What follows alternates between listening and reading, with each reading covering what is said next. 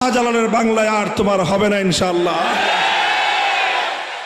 যারা তাদের জন্য মায়া কান্না করেন তাদেরকেও বলে দেই, আমার শাপলা চত্বরের খুন হওয়া ভাইদের রক্তের দাম শোধ করে কানবেন।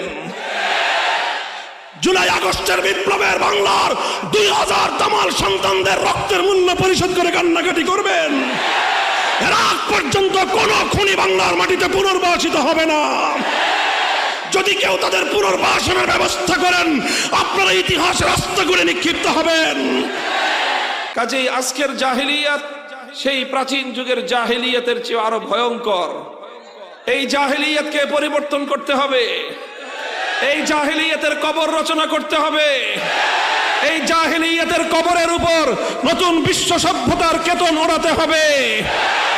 ইনশাআল্লাহ সেটা অবশ্যম্ভাবী, সেটা হবেই এবং অদূর ভবিষ্যতেই হবে।